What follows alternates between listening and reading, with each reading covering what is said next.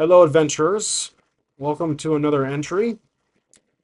Today we are exploring episode 6 of To the South.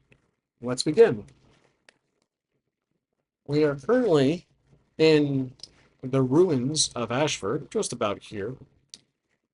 We left off where Mortar was speaking to the spirit of Edwin. I've decided to make Edwin kind of a wandering spirit. His soul is just lost in the Escabur landscape. This is a slight retcon from the prior arc, and I caught a mistake from the last episode. Mortar, if I recall correctly, recognized Edwin and said, Uncle Edwin. That's not likely possible because not even Holf knew who Edwin truly was, his uncle. He thought he was just some drifter who picked him up. So I have to walk that back, and as the conversation is just starting between the two, Mortar does not know who this is. So let's, again, take a step back. Edwin is pulled out of, or Mortar is pulled out of that trance that he had about speaking to the entity, who is, again, on our document here. That is the entity. That's who he was talking to. So after that occurred, and Edwin was able to help, Mortar's now speaking to him. Edwin, like I said, is kind of translucent. He is opaque. Like his appearance is in a ghostly, haunted form. He's not all there physically, but mentally he's sharp. He's there. He's not talking in riddles or anything like that. He is speaking to him clear as day. And you have to remember we are in Ashford. So I would assume that the Dark Realms, the energies from the Dark Realms, is giving Edwin power to speak to Mortar. And Mortar's connection to the Dark Realms that is heightened compared to Holf because of his uh, longer exposure is also aiding in this ability to speak to Edwin. Now, I also noted that Edwin can only commune with his descendants, with his family, his relatives. So Damon, Mortar, and Holf are the only three remaining family members of that lineage. So we need to figure out how Mortar responds here, what he does. So again, we are here.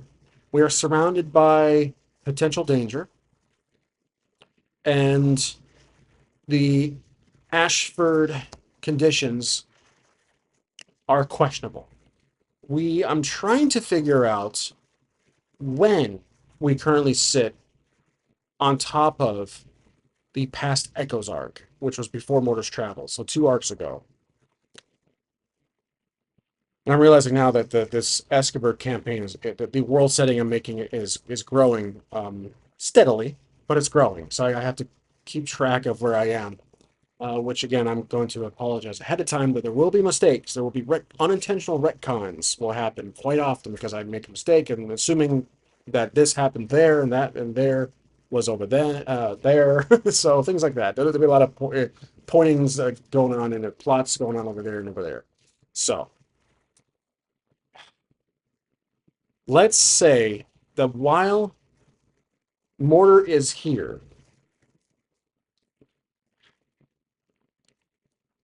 either we can ask the Oracle if Hulth and Jory are downstairs below the grounds of Ashford in the chamber as we speak and are about to get sent to the Temple of Dragon.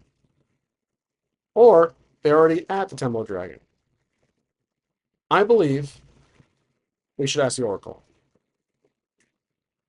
If I don't like the answer, if I feel like it might mess things up, the structure of this, I'm going to assume they're at the Temple of Dragon by now. So, we are going to keep the Chaos rank at 6. And we're rolling to see if they're at the Temple of Dragon, which I am currently favoring. So let's say likely they're at the Temple of Dragon. That's where the big um, battle will unfold, but it could be when Hulk first appears in the Temple of Dragon and communes with the spirit Torgo, who is the groundskeeper. He's a he's dead. He's a spiritual form, a ghost. And then eventually, Jory shows up and causes the chaos to ensue, and there's a fight, and the castle collapses in on itself. All that stuff happens. So we're rolling to see if they are likely at the Temple of Dragon. Here we go. Have you got 85 or less? Okay. So if that is a yes, which means right now, while Mortar is here speaking to Edward, our other party is Temple of Dragon. So Mortar is concerned, where is Hulk? Where can he find him?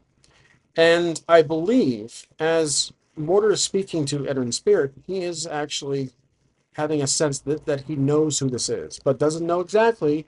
Just he has a feeling that they had met before, which could also lead to some backstory, some development of their backstory, or why Edwin wasn't around too much in regards to seeing his family. But him being the uncle and a drifter, I think I established that Edwin is actually from. Let's go check. Septhane. So I might not have included that. So we have Edwin here. Yeah, previously Septhane, I'm gonna bold that, turned nomad. So previously from Septhane, turned nomad. So he's never really been in connection with his family, his extended family. So that makes sense. Okay, back to the story. So Edwin, as he's speaking to Mortar, says, "What brings you here, Mortar?" And Mortar is astonished, confused on who he's speaking to. But again, Mortar does not know who this is at first. We are going to. Oh, by the way, I completely forgot.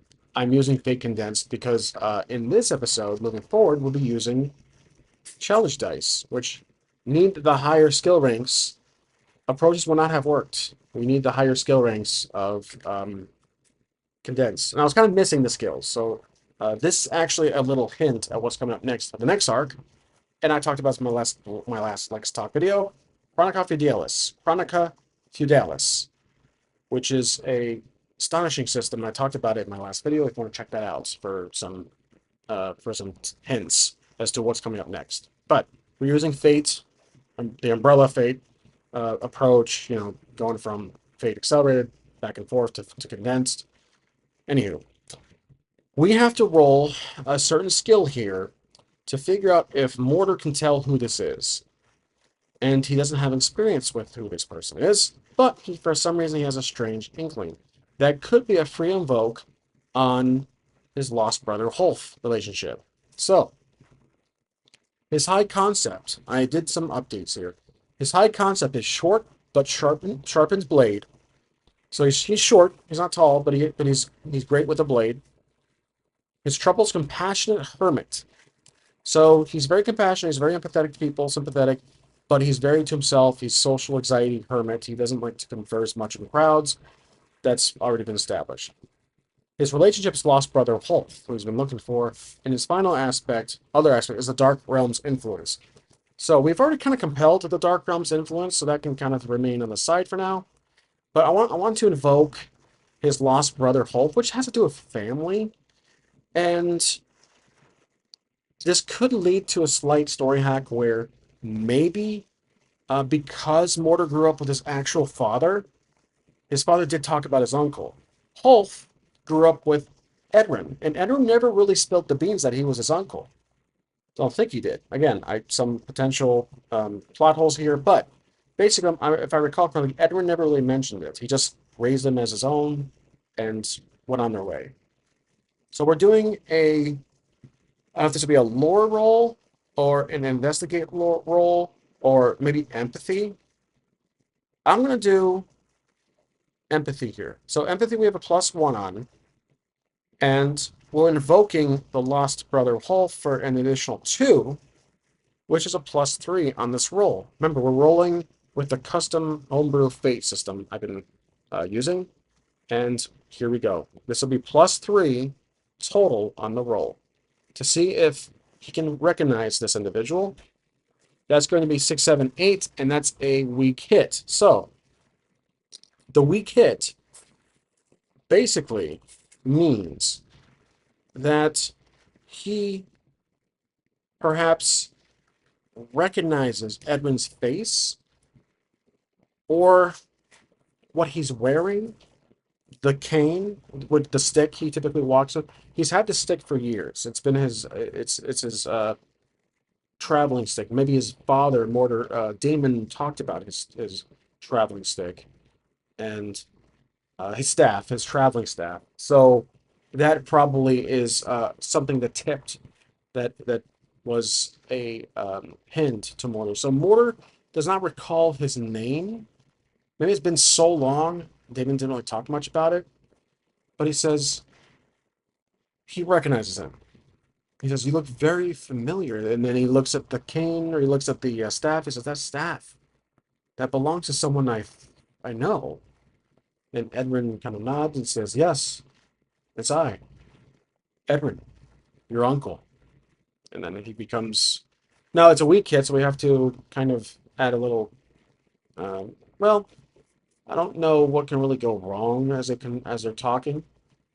The weak hit could be maybe something happens in the background. So again, we're trying to figure out where this is because we know Jory is probably either at Haldreth or back on his way to Ashford. So I think he went back to Ashford to look for Holth and then eventually to the Temple of Dragon, or he went from Haldreth straight to the Temple of Dragon. Basically, oh, that's right. He met with the archives and made a plan or tried to seek help finding out where Holth got teleported to. And they eventually realized that he probably got sent to the Temple of Dragon. So, let me roll on one of our tables for a possible plot twist. This weak hit might be scaled down. 21. A secret alliance is revealed. Okay. Well, Edwin explains that he's assuming, or he knows, again, he's kind of everywhere all at once. He's telling Mortar that your brother's in danger. He says there is a lot to explain, but we don't have time. He's messing with forces he can't comprehend. You need to go help him now.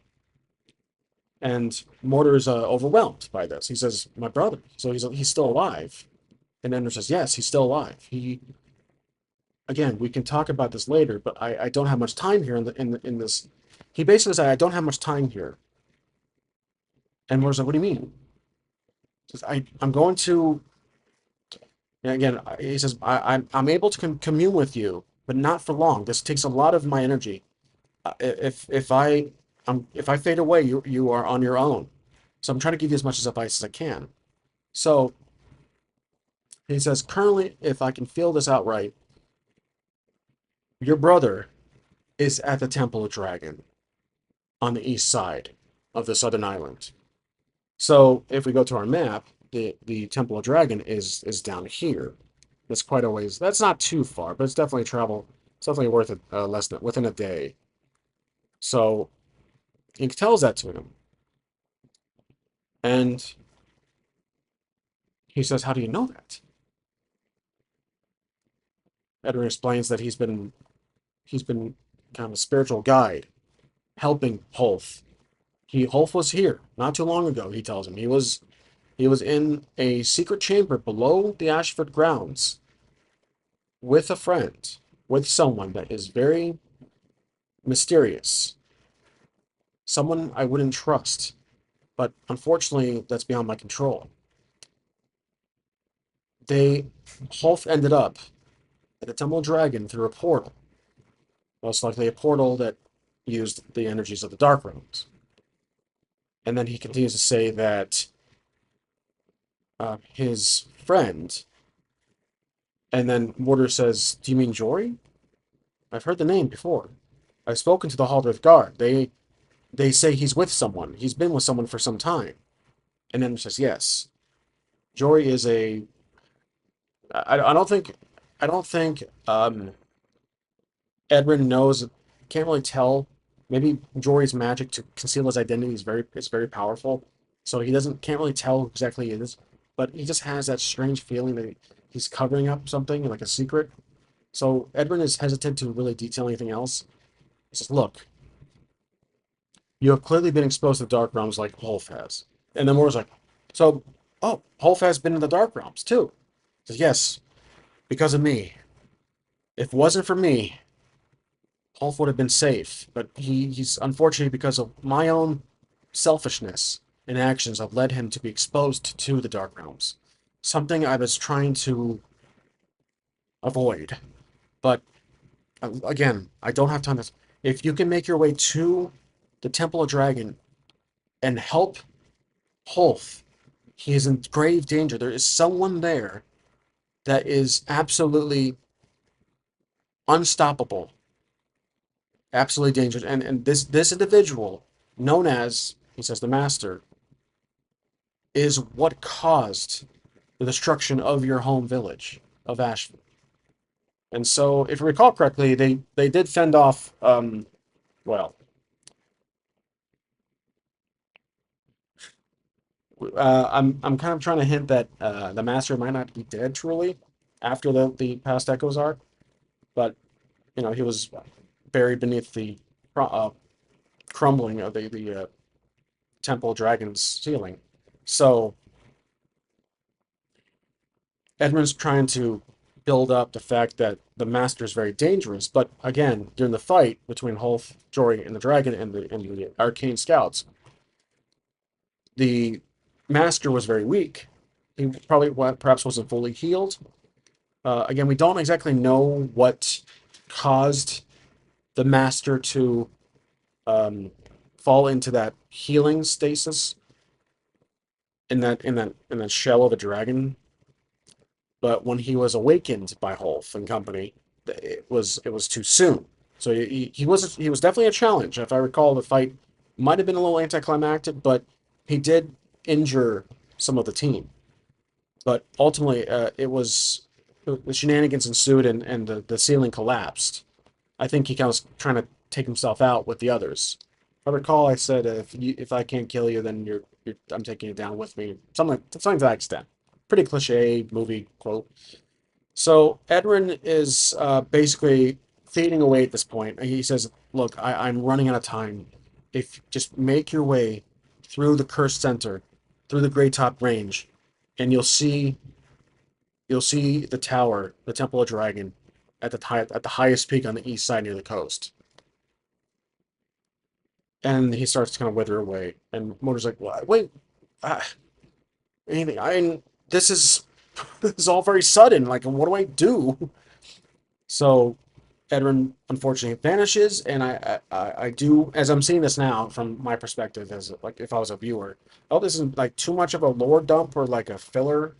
So I'm trying to figure out like how much can Edwin convey without seeming like he is just there to spew exposition and be like, "Hey, so here's what you do. I provided you a map. I've given you a document. Everything you need to do is written down. My signature's right here. I appreciate a tip." Like I don't want him to be too much hand holding. So I think the fact if he just says to go help Holf, you've been looking for him, and now which it could make sense because Mortar is on the southern island. He's closer to all of the Holf events that have been unfolding in this entire arc, in this entire campaign. Edwin is able to converse with him. So I don't think Edwin had much influence and power up in the northern island. Now that Holf is here, maybe both Holf and Mortar being so close in proximity encourages Edwin's spirit to manifest and speak to Mortar for the first time. So let's just say that's how it worked out. That's just the world logic as I'm trying to um, knit it together in this story. So what we need to do is before he can leave Ashford, he is still in Ashford. And what I mean by that is that this is his childhood home. And he's still compelled to look around, to explore a bit. But now he has the urgency of the Magic Sword quest, which is a side quest for uh, Shara. And I think her name is Shara. Let's go to the document here. I completely forgot her name. Aldrith Shafa. Shafa. That's her name. That's a side quest. She needs to go find this. He needs to go find her sword. That's at the Temple of the Dragon. And that was oh, I completely see. That's why I love taking notes, mainly world notes, not active notes during the episodes as I'm doing these in real time. She told him that the magic sword is at the Temple of Dragon, and he's at Ashford because his priority is Hulf. So he's at Ashford to look for Hulf. Hulf isn't here. Edwin shows up to say, "Hey, Hulf isn't here right now. If you'd like to leave a message, please press 1. He's at the Temple of Dragon." So that basically is okay. But the problem is, we still have I want to compel the Dark Realm's influence. But we now have more. Mortar has more of an obligation to go to Temple of Dragon. He probably thought that Hulf was here and Ashford. This has been the name of the entire series. Ashford has been the center point of this entire campaign. It all started here. You could probably assume maybe I should have called this the Ashford Chronicles, but that's not the case right now.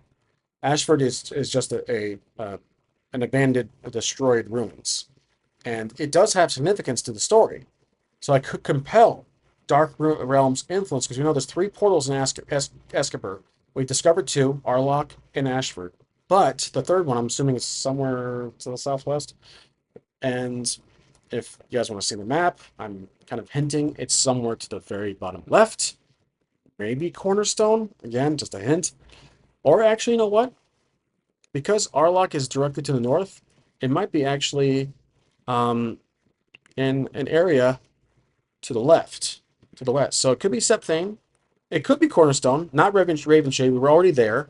There was, again, AI was writing that story, so I kind of had the strange abandoned ruins near Ravenshade, which led to the Dark Realms, but through a different avenue.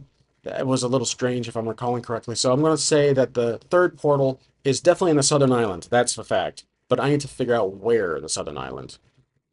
So right now, while he's in Ashford, I want to give him the chance to compel Dark Realm's influence because it's still there, still lingering. But I want to pay to reject it. So I'm going to pay a fate point to reject that because Mortar is determined to go help his brother after what Edwin just explained to him. So he's going to leave Ashford behind, ignoring all the possibilities he could explore a bit. He could find that hatch, he could find the chamber, which actually I think is covered up at the moment, or it's been concealed through magical means. But he's going to leave this all behind, and what we're going to do is travel right through here. And we're going to make a roll. So there is a couple of potential skills here that qualify to make this roll. We're basically rolling to see how things go from point A to point B. And I'm going to either try athletics, which is +4. We have investigate. We have will. So I think will might be the best one here. Athletics can mean like how he does on foot. Will is like survival. So I'm thinking will might be the best. So will is +1. So we're doing +1 roll here. And I'm invoking his, once again, his lost brother, Hulf, for another fate point. That gives a +2. So now we have another +3 on this roll. So let's go to the dice tray. And we're rolling with a +3 to see just how things go. That was very fast. So we have 5, 6, 7 against, so that's a weak hit. We have a 9 and a 1. So it's a weak hit. Okay, so he's able to get to this point here on the map, but something needs to go potentially wrong. And I think we'll pay the price. So 30, something of value is lost or destroyed. Well, as he is traveling through this land, something is lost. We've actually rolled that one before, so let's try a different one. I think I'm going to use action and themes. So 42. This gives us demand. 47. Freedom. Demands freedom. Well, the demand part could signal a encounter. Freedom, perhaps a group or a couple of bandits, a great cheap, a very easy go-to, that are passing through or ambushed us. I think if that happens, we're actually at the mountain range. So because it's freedom, bandits typically are not, they're stateless. They're not really bound to a settlement. They have their own camps, they travel around, all that kind of stuff. So freedom, I'm deciphering it to be bandits. And so they we're going to roll here. The weak hit is that there are bandits. So let's say there's two of them, all right? And they're demanding something. So they ask for something. They're mugging us essentially, and they're asking for something, or they will kill us. We are in a time crunch. I only have one fate point left. We have the torn map of the South Island. I'd say the South Island. Let's ask the Oracle. How much is left of the South Island? The map itself, physically. Like, how much is legible here? Because we ran into bandits, I'm going to bump up the chaos factor to 7 and say, is the South map in rough shape? Let's say, likely. All right. Oh, that's 100. It is not. Okay, so I think. Oh, this is a great potential. That is a very, very strong no. So, the map we got from Shafa is actually magic. And it's mysterious magic. And basically, it's self-repairing. So this map, if it gets torn or ripped, it repairs itself. It goes back together. It can basically heal itself. It's not like a sentient map. It just repairs itself. So maybe Shafa or this map had some enchantment on it to protect it from destruction. So from being burnt, ripped up, crumbled together, soaked in water, it can be ripped apart, but then over time it heals. So he sees the again. So we're at the mountain edge. We're at the edge of the mountains, and the ambush happens. The weak hit is the ambush. They don't attack us at first, but the weak hit is basically, as I'm seeing it, they just want to steal something from us. We need the map, but we don't want to delay our travels to the Temple of Dragon, and we don't want to get in a fight because it's 2 against 1. We probably could win, but I think Mortar wants to save his resources here, despite one resource that I rolled on pay the price that I'm kind of using. So technically I used 3 tables here. So the bandits demand something of value, or they will kill us. Kill Mortar. So Mortar looks in his hands are up. He looks in his traveling bag and he sees the map. And actually, strangely enough, it's in one piece. So and it's glowing, meaning that he's close to his destination. It's like a GPS. It's a magical GPS. So he pulls in the map and it's glowing. And the two bandits see that, and they're like, "Oh, we got there." It's just a map of the southern island. And one of them says, "Well, it looks magic. It's glowing. Show us it." He shows the map. They take it, and they're amazed by it because it has like a glowing trail of where you are. Think of the map from Hogwarts, from Harry Potter, the one you have to do a little spell to unwrap it and then show you where you are. If you don't do the spell or the enchantment, or you say something, it just shows it's a fake cover. It's a fake text. When you do when you say the magic words, it shows the true intent, and it's a little map of whoever's walking around in Hogwarts, the floors of Hogwarts. So I can't recall what he says. You've been, I've been something sneaking. I don't recall.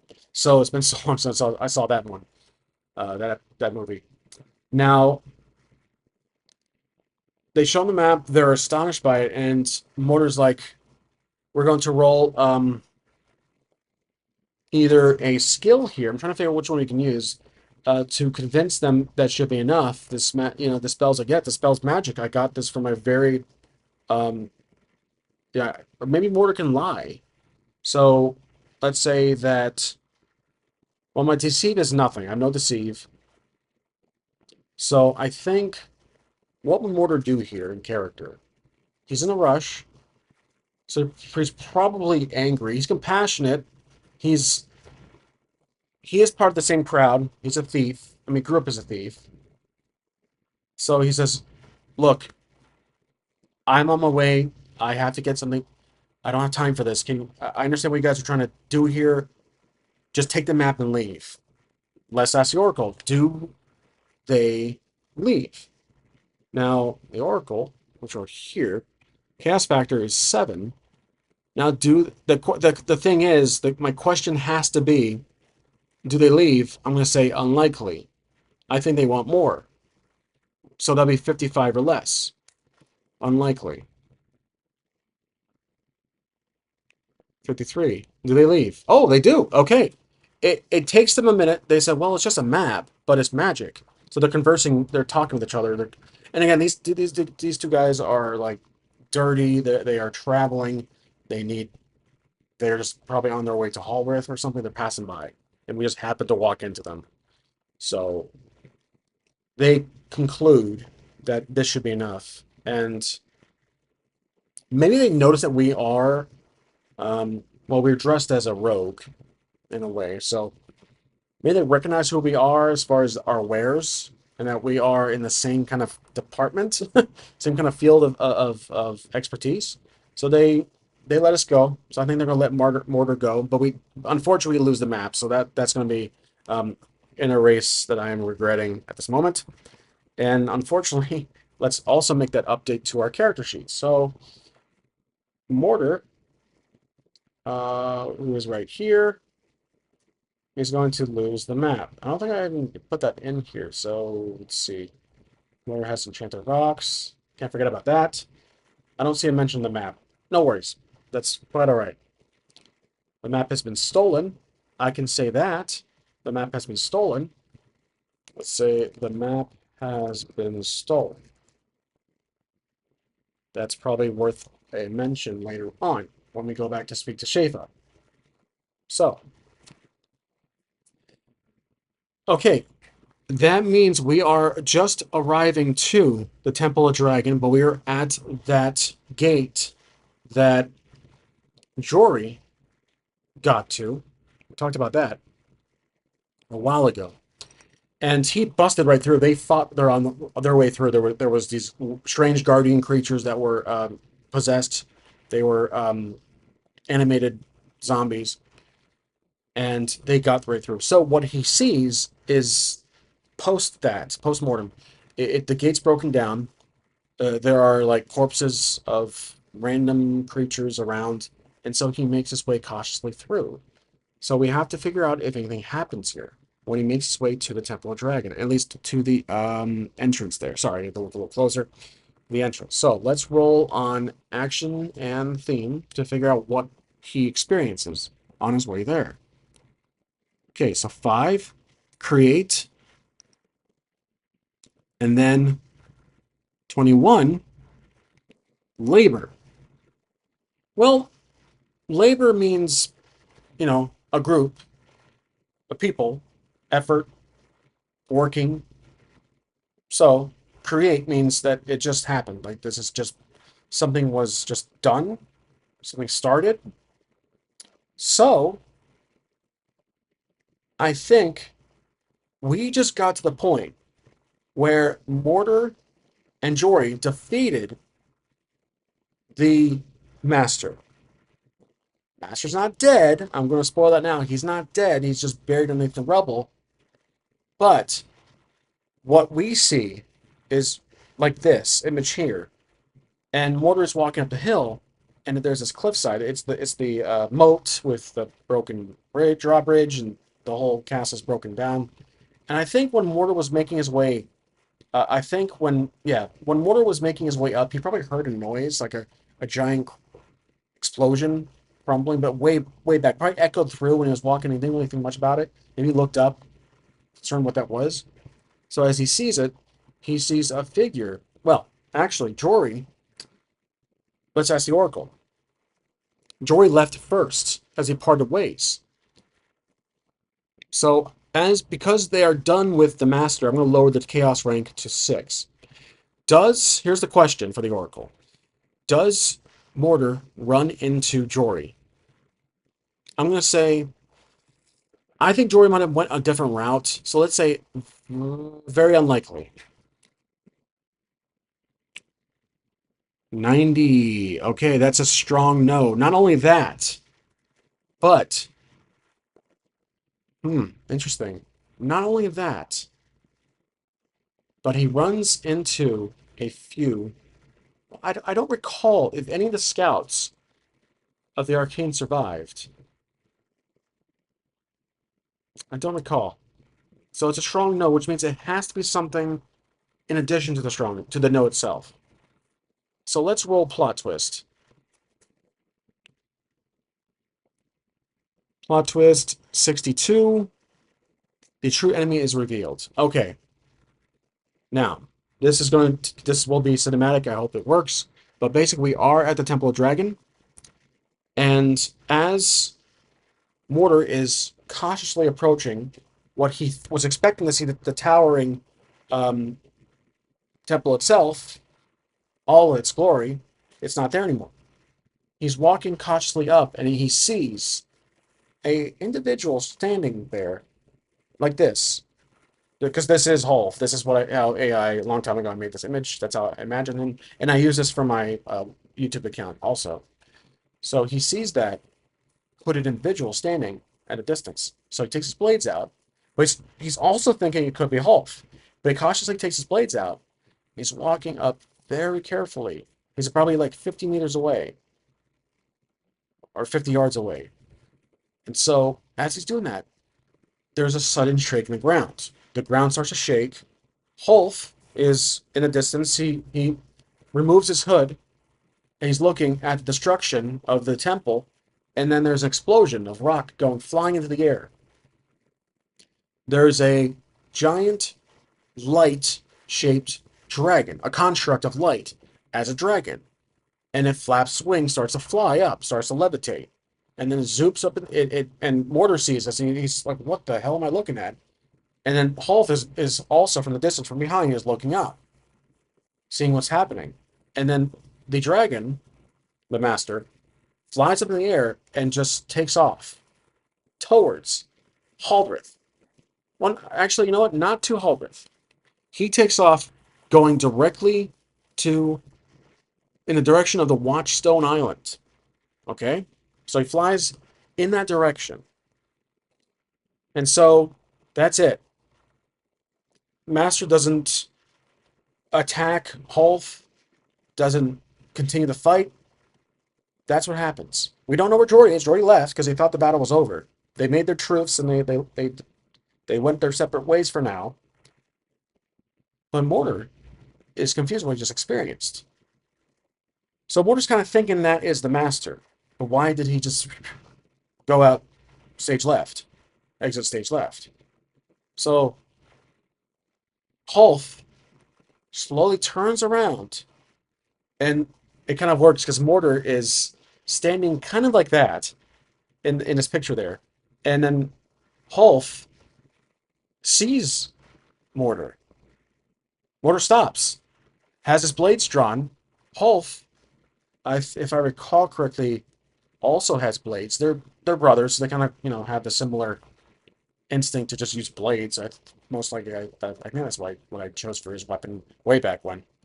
So Holf takes out his blade slowly, and they're both just standing there, about again, let's say 20 to 30 yards away apart. The wind is going. There's a little tumbleweed that goes across the camera, despite the fact it's not the desert. And they're staring at each other. Who speaks first? So Mortar has finally found Holf. Holf has no idea who this guy is. He does not know of his brother. I don't think he does. Again, trying to remember my lore here. No, I'm going to say he doesn't. He thought he. Let's check the document. So again, I'm trying to remember.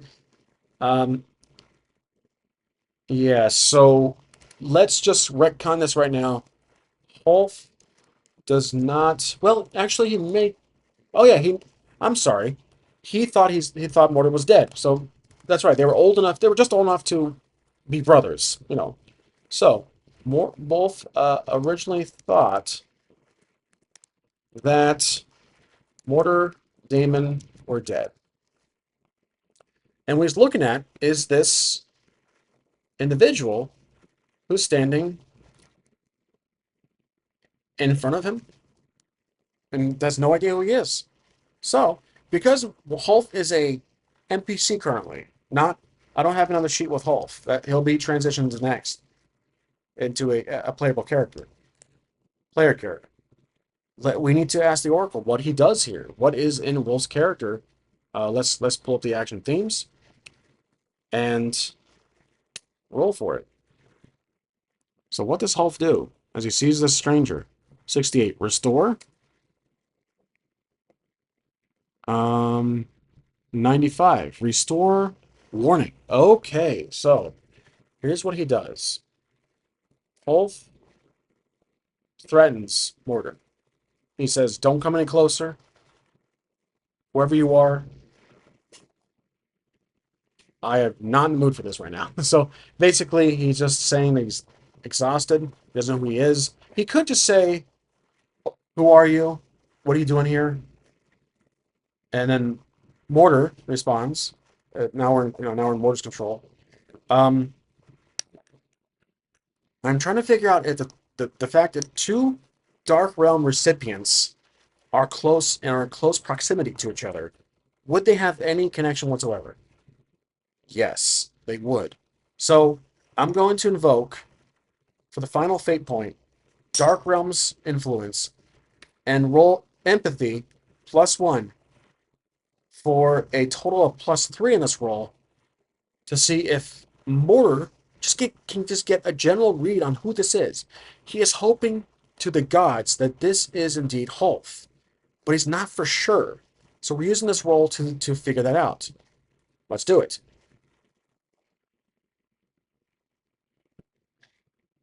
4. 4 out of those 2.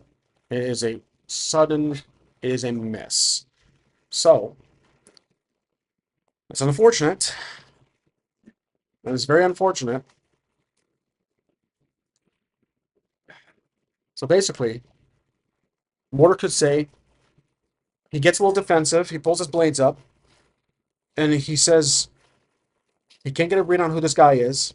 He wants it to be Hulk, but he's hesitant. He's not for sure. Because it was a miss,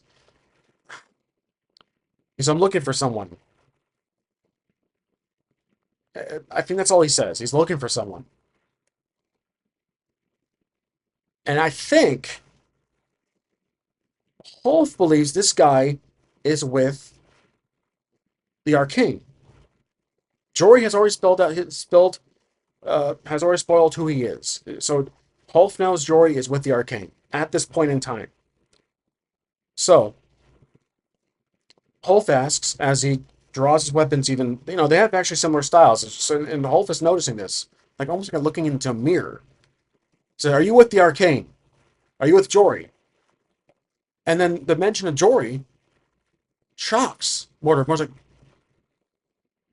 no, no, I'm not with the Arcane, but I know the name Jory. So Hulk is confused, like, you're not with the Arcane, but you know Jory. Jory is with the Arcane. He's the leader. I believe I'm making that. I believe I'm detailing that correctly. Does Hulk know he's with the Arcane, the leader? I believe he does at this point. So Again, I'm kind of on a, I'm on an, I'm stuck here because Hulf is defensive. Mortar is trying to approach here, but we failed the roll. So at the stalemate, let's roll for either a plot twist or action theme. Let's do action theme first. 40, avoid, 37, avow.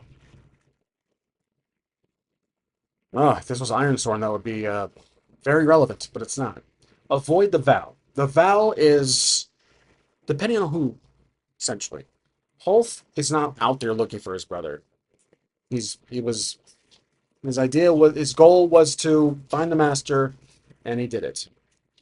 So avoid the vow. I think the vow is Mortar, and Hulf is just he's confused on who this guy is. Mortar's not attacking him, so Hulf basically says, "Look, I'm on my, I'm out. I'm leaving. You're not worth my time. You have no idea what just happened. I have bigger fish to fry. I gotta go." So he turns to the right, the same way Jory went, and starts to leave. And Mortar's like, "What happened to the master?" And Hulf stops. He turns around to Mortar and says, "How do you know of the master?" Because again, the master is not exactly his identity is not known to everybody. They just know that Asher was attacked by a dragon back then, and the master's identity, if I'm recalling correctly, which I have a tendency to say a lot, so my apologies, but he's not known to everybody. And then Mortar says again, "Was that the master just flew into the air?" Hulf is looking back at him and says, "Who are you exactly? Who told you about that? Did you speak to the archives?" And I think at this point, Mortar is just going to say it. He has nothing to lose. He says, "I just came here from Ashford." And he's hoping, again, he's hoping to the gods that this is the guy. So I'm looking for my brother.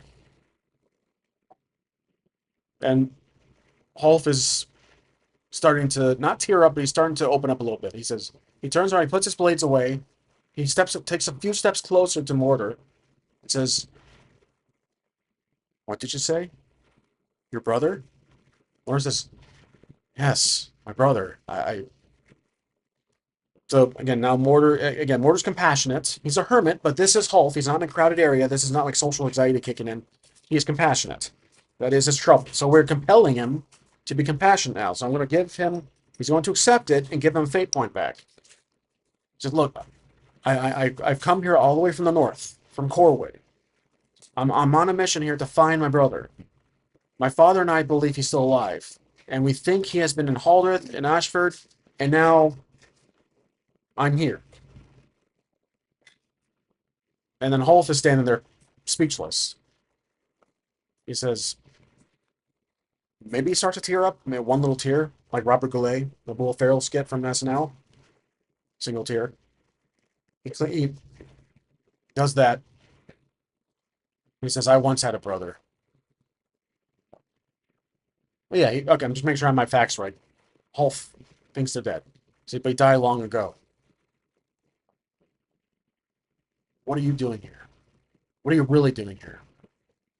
And Mortar takes another step forward. Look, his name, he's about to say it, and then suddenly they both are just okay. I'm trying to figure out how to make this work. So before Mortar says Hulf, he's I'm looking for Hulf. The entire area goes dark, complete pitch black, and they're looking around like, what the hell's going on? So they both naturally pulls out the weapons, and then Hulf notices that Mortar does kind of a similar habit with his arms. They're both looking around, and then Hulf's like, "What'd you do?" Mortar's like, "I didn't do this."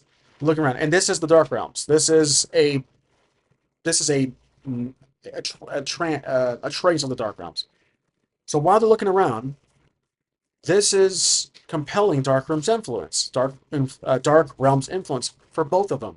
So I'm going to compel them both. I think Hulf is trying to fight it.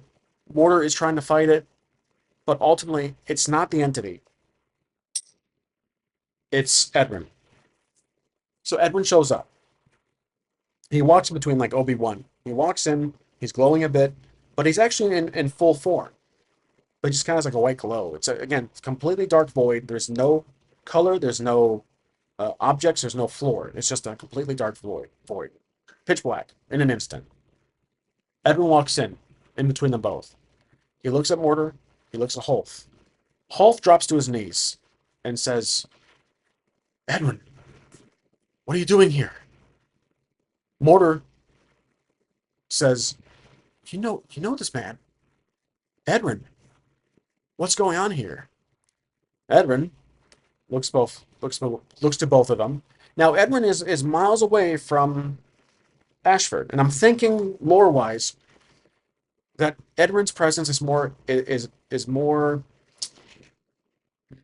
powerful. He can make himself out to be anywhere, but it has to be within the vicinity of a portal in the Dark Realms. So if he's further out, he can't talk or he can make himself appear. But the connection here is both Mortar and Hulf. They have been to the Dark Realm several, or once or twice, and them together, they're working as a conduit, a conductor for the Dark Realms.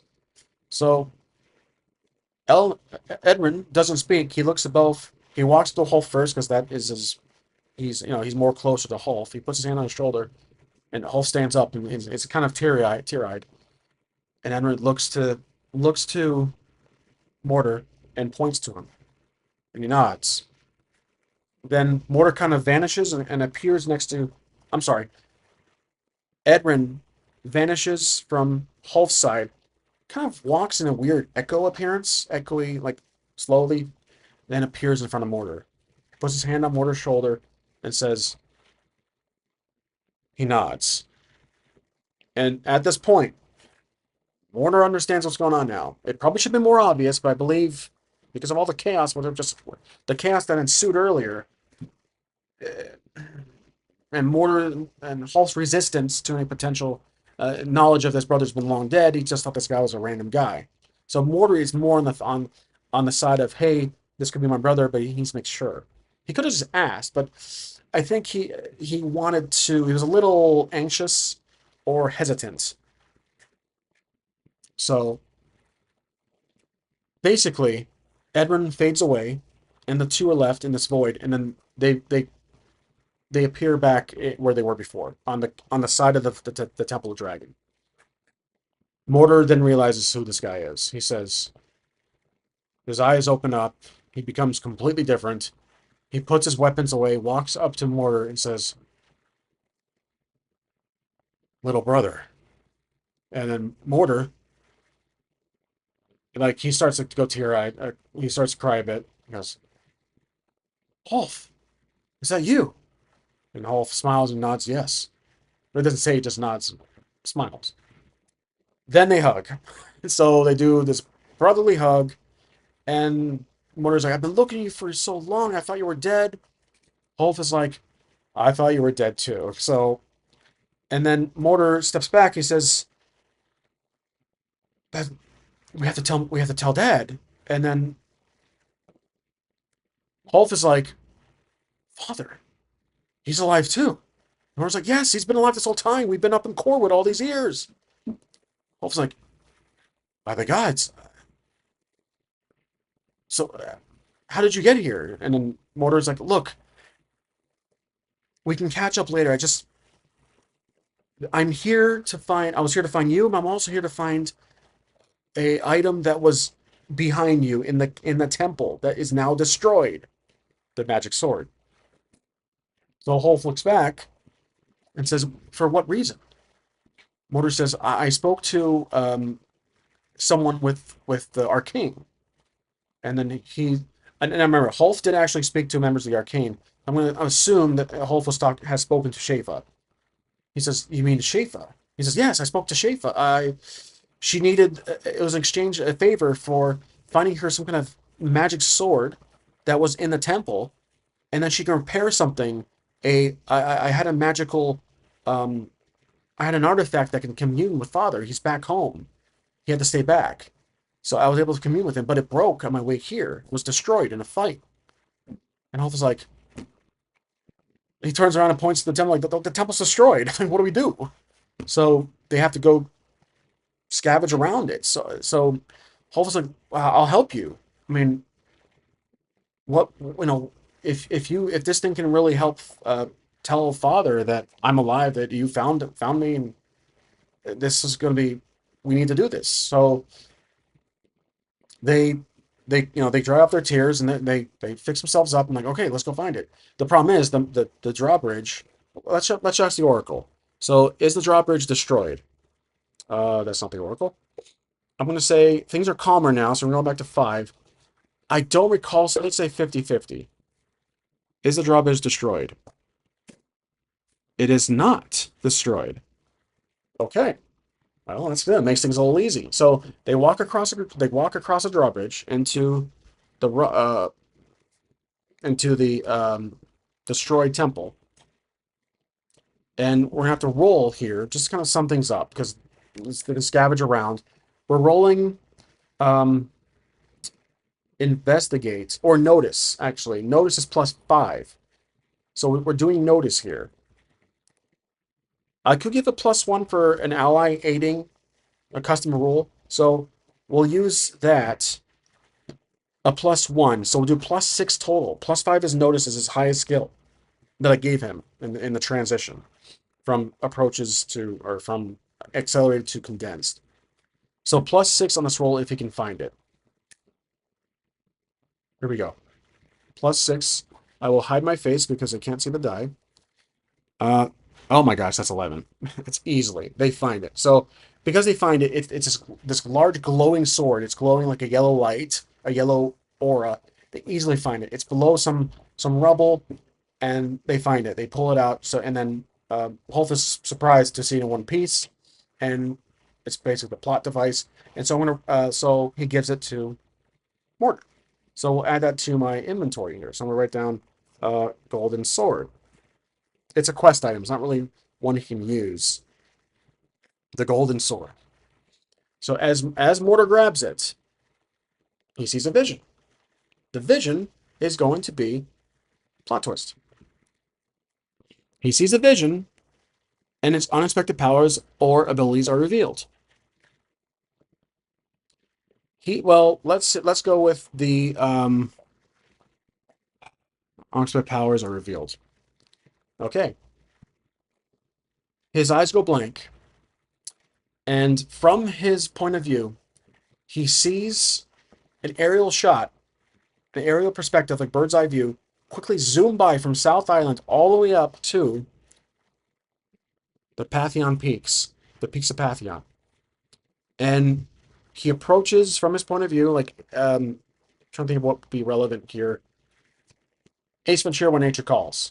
When he's praying in that funny scene in the hut, he's the camera's flying around the mountains, and he approaches his sanctuary where the movie started. So in Tibet or somewhere.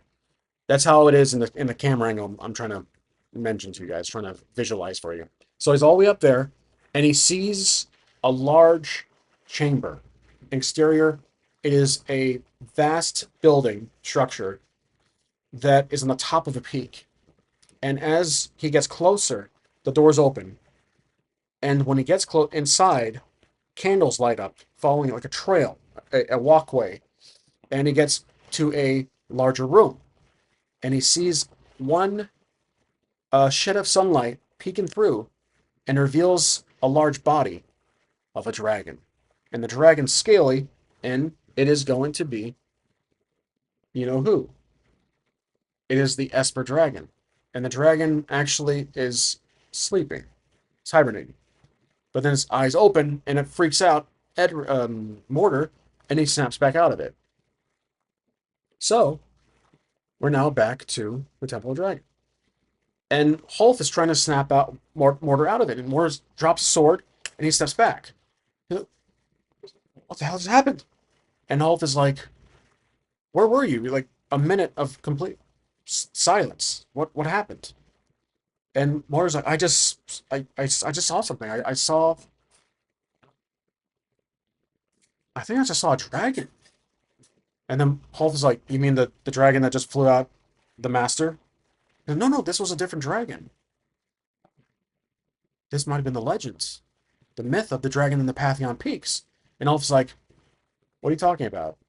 So Mortar mentions that there's been rumors of a dragon in the Pantheon Peaks because again he lives in Horwood, so he knows of the urban myth, and he thinks he just saw it with the sword. So Hulf picks the sword up, nothing happens. It's because in world lore, Mortar has been living in the Northern Island for again 20 plus years. So he has been exposed to that side. If I'm trying to make sense here of magic being the influence here. So Hulf is like, I'm going to hold on to the sword. Let's make our way back to Haldirth in time before it gets too dark. So Mortar's trying to shrug off what just happened. He's like, all right. And then Hulf is like, are you sure you didn't see the Dark Realms? Well, no, that was completely different. So he's trying to figure out what he saw. Like he's trying to figure out if it was real or if it was just a vision. But again, he can't tell. So, a couple things here. We'll end the episode here. We'll end maybe the arc here. I think I might have to jump to our next arc because now Hulf and Mortar are together. The brothers have found each other after all these episodes. And two things here: the Master has escaped, and the Esper Dragon has awakened. So we're heading back to Aldrich, to return the sword for the communication stones, for the stones to use it to tell Damon, hey, Hulf is alive, etc., etc. And that's how I'm going to conclude this arc to the south. This is the conclusion of the two arcs, which is suiting because Hulf, I think, had two arcs. He had Dark Realms and Past Echoes. Then it was Mortar's Travels, and then the fourth one we just concluded now to the south.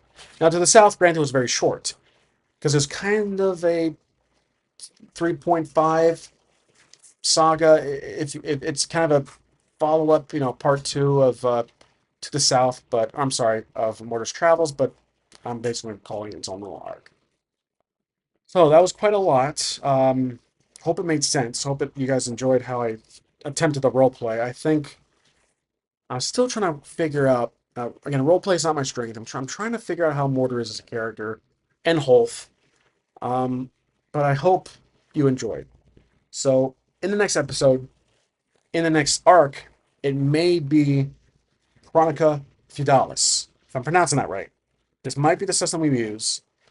I talked about it in my last Lex Talk episode. And both characters, they'll have their own character sheets. So I'm going to have to read through the book, get the rules, get familiar with the rules, and we'll go from there. So, thank you for watching, as always, and I will see you guys in the next one. Be sure to subscribe, like, share, and most importantly, comment. See you next time.